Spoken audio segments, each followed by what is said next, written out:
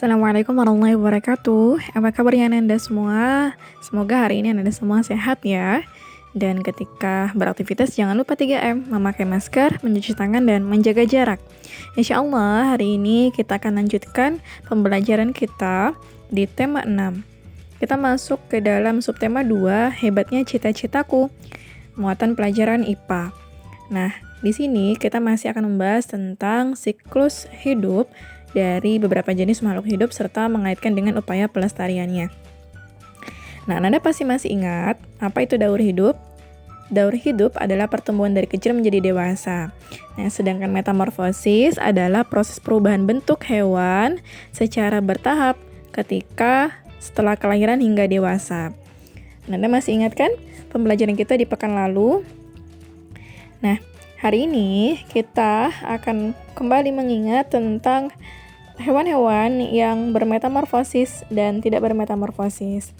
Nah, di sini perhatikan ada dua jenis ya. Ada hewan yang bermetamorfosis, tapi ada juga hewan yang tidak bermetamorfosis.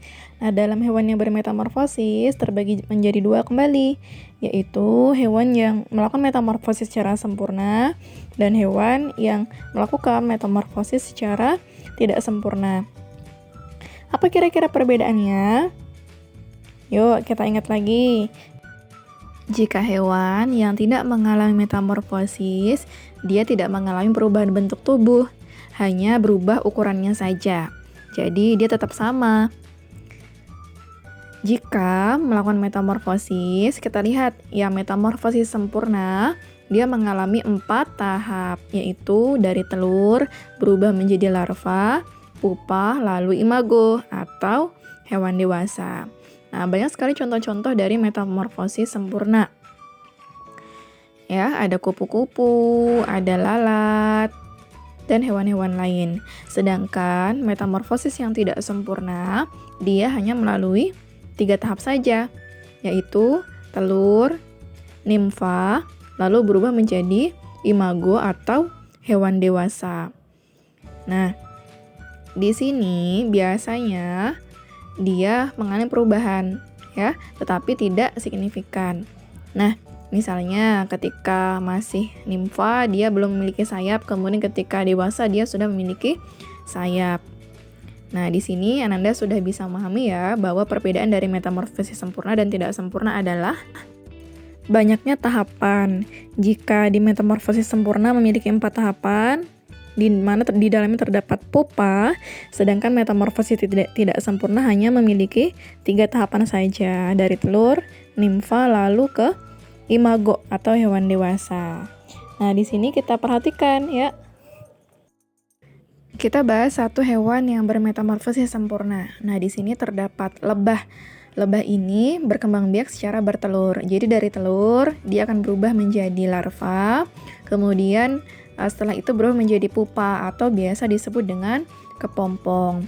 Nah, setelah beberapa waktu kemudian dia akan berubah langsung menjadi imago atau hewan dewasa. Nah, setelah siap dia akan kembali lagi bertelur. Nah, begitulah siklusnya. Maka siklus ini dinamakan metamorfosis sempurna karena melalui 4 tahap, di mana di dalamnya terdapat pupa atau kepompong. Sekarang kita bahas hewan yang lain, yaitu kecoa. Nah, di sini kecoa berkembang biak secara bertelur juga. Nah, jadi ketika sudah bertelur, telur itu nantinya akan berubah menjadi nimfa. Nah, nimfa kemudian nanti setelah beberapa waktu akan berubah menjadi imago atau hewan dewasa langsung. Kita bisa lihat bahwa siklus daur hidup hewan ini adalah metamorfosis tidak sempurna karena hanya melalui 3 tahap saja. Semua hewan itu adalah makhluk hidup yang bisa bermanfaat untuk kehidupan kita. Nah, dalam makhluk hidup terdapat 3 jenis ya, ada manusia, hewan, dan tumbuhan. Di mana hewan dan tumbuhan merupakan sumber daya alam hayati, yaitu jumlahnya banyak dan tersedia banyak sekali di alam, sehingga tidak habis. Ketika kita jaga semua makhluk hidup tersebut bisa memberikan manfaat yang sangat besar untuk kita, untuk memenuhi kebutuhan hidup sehari-hari. Misalnya sebagai bahan pangan, bahan sandang, sebagai peralatan rumah tangga dan produk kesehatan, atau sebagai obat-obatan. Nah, di sini manfaat-manfaat itu bisa kita dapatkan ketika kita bisa menjaga dan melestarikan seluruh makhluk hidup yang ada di muka bumi ini, dan sebagai rasa syukur kita kepada Allah Subhanahu wa taala juga. Nah, contoh hewan dan tumbuhan yang bisa dimanfaatkan sebagai bahan pangan. Untuk hewan misalnya ada ayam, ada sapi, ada ikan, dan ada udang yang bisa kita masak. Selanjutnya ada dari tumbuhan, bisa dari buah-buahan, dari sayuran, dan segala macam palawija seperti jagung, padi, kancang-kancangan, dan lain sebagainya. Kemudian untuk bahan sandang dari hewan bisa kita dapatkan yaitu dari bulu domba dan ulat sutra yang biasanya dipintal untuk menjadi kain. Lalu dari tumbuhan terdapat dari bunga kapas ya, pernah lihat Ananda? Dan biasa juga didapatkan dari serat-serat kayu. Nah, ini bisa dipakai sebagai bahan dari pakaian-pakaian kita. Selanjutnya, manfaat makhluk hidup sebagai peralatan rumah tangga ya, kita bisa dapatkan dari tumbuhan ya, misalnya pohon-pohon jati, pohon cendana, pohon pinus, pohon mahoni yang biasanya dipakai untuk membuat lemari, meja, kursi, dan lain sebagainya. Dan yang terakhir adalah sebagai bahan kesehatan. Nah, ini banyak sekali ya manfaatnya, misalnya dari hewan bisa berasal dari cacing, dari kelelawar, dan hewan-hewan lain. Kemudian dari tumbuhan, misalnya manfaat dari tanaman toga, dari kunyit, jahe, temulawak, kumis kucing, dan tumbuhan-tumbuhan lain yang masih banyak sekali bisa dimanfaatkan. Nah, sampai di sini sudah cukup memahami ya tentang makhluk hidup beserta manfaat-manfaat di lingkungan sekitar kita. Nah, latihan kita hari ini ada 2.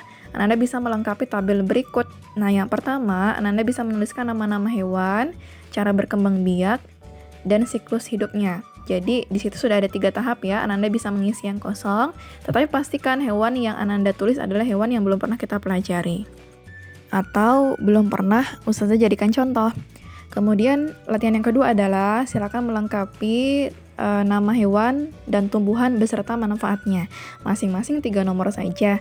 Insya Allah bisa ya, dan mudah. Semangat mengerjakan Ananda, semangat belajar, dan bisa memahami di seluruh pembelajaran hari ini. Assalamualaikum warahmatullahi wabarakatuh.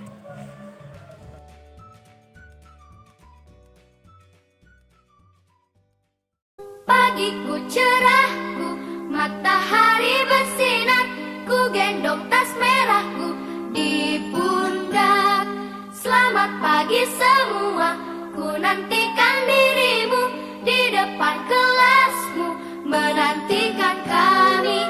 Guruku tersayang, guru tercinta, tanpamu apa jadinya aku? Tak bisa baca tulis, mengerti